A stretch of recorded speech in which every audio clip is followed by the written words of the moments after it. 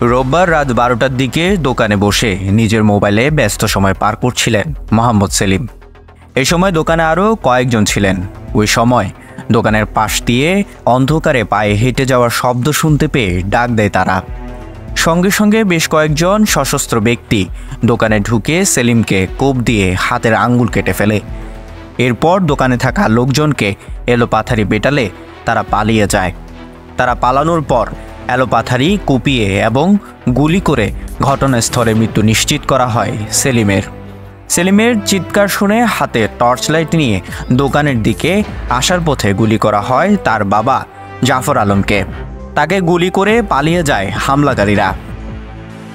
এরপর দ্রুত জাফর আলম ও তার ছেলে সেলিমকে উদ্ধার করে নাইক্ষ্যংছড়ি হাসপাতালে নিয়ে যাওয়া হয়।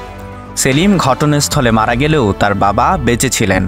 হাসপাতালের জরুরি বিভাগে চিকিৎসা শুরু করার সময় মৃত্যুর কোলে ঢলে পড়েন গুলিবিদ্ধ জাফর। নৃশংস এই ঘটনা ঘটেছে কক্সবাজারের রামুর গর্জনীয় ইউনিয়নের থোয়াইঙ্গাকাটার ঘোনারপাড়া গ্রামে। ময়নাতদন্তের জন্য তাদের মরদেহ সোমবার দুপুরে কক্সবাজার সদর হাসপাতালে নিয়ে আসা হয়।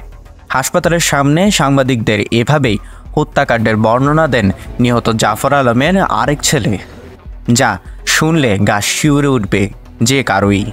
রাতের 12টা বাজে, কারেন্ট 12টা বাজে, মানুষ দুম দুম মানে দরবারে মানে আটা দুবা দুব আবাসর তারা মনে হয় যে মানে গরু ভাইয়ের সব দিবে আবাস আসছে, তারা হয়তো গরু ভাইয়ের দেবো দিয়ে হইয়া আমার সময় তারপরে করি নেড়াতুন আর বড় ভাই নুড়ে মানে নেড়ে মই সেবার দিকে নুড়িয়ে নিয়ে হাত দিয়ে দেখে তো মানুষ ধুঁ করে দুমানো মা গলি মুড়ি করে বাইরে খুব দিবে তো হেঁদি আঙ্গুর হাত দিয়ে তোর ওল বেগুন হারিয়ে ওল হাঁটার ভেতর মাঝেতে উড়িয়ে দুমুড়ি দুয়াঙ্গলি এবার কেরাঙ্গালা দুন নেলে মতো হয়তো হদন বলে শব্দ দিয়ে সুদানি বান্ধব ফিসে গেলা যখন ওই বেগুনের বাইজে দোকানো যখন আসিল মানে বাইজে জারগাতে তো মানে দাঁড়িয়ে গিয়ে মানে আর বড় বাইতে গিয়ে তো খুব পাইয়ে দেয় তারপরে করে আড়ে যেতে মানে কিন্তু গুমার দিয়ে ইবি আর মানে যাইত না পারে মাথা বেড়ে গুমার দিয়ে খুব পিঠে দাঁড়া বেড়ে গুমাইছে।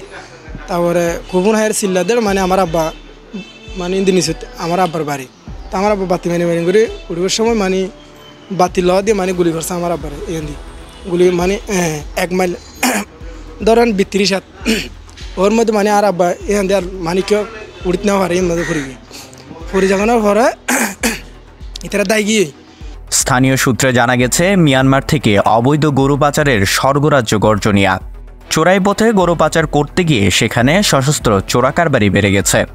আর এসবের নৈপথ্যে রয়েছে প্রভাবশালী রাজনৈতিক নেতা, পুলিশ, সাংবাদিক সহ বড় একটি সিন্ডিকেট।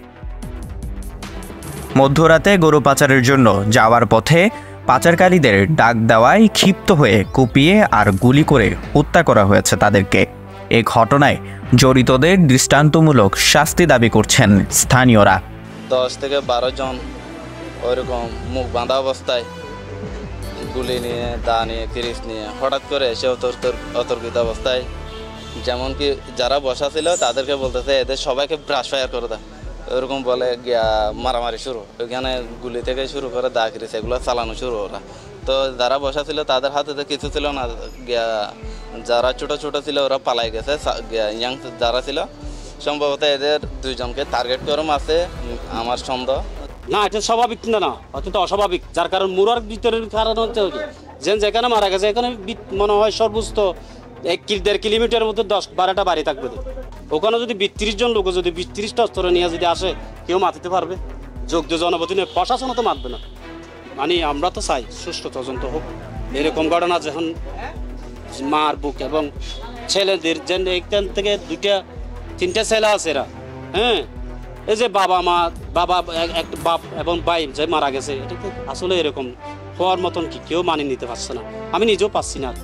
এই হত্যা শুধু আজকে নয়, দীর্ঘদিন ধরে এগুলো চলে আসতেছে। প্রত্যেক দিন 2-3 জন এরকম মার্ডার হচ্ছে।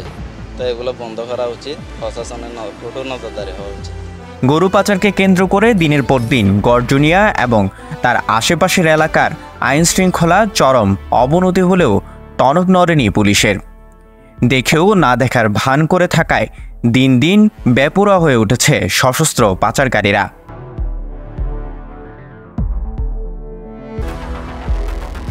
সোমবার সকালে রামু থানার ওসি আবু তাহের দেওয়ানিকে ঘটনার বিষয়ে জানার জন্য ফোন দেওয়া হলে তিনি ঘটনাস্থল আছেন দাবি করলেও বিস্তারিত তেমন কিছু জানেন না বলে দাবি করেন।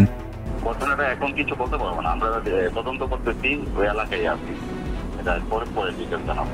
মরদেহগুলো পোস্টমর্টমের জন্য পাঠাই যাবে।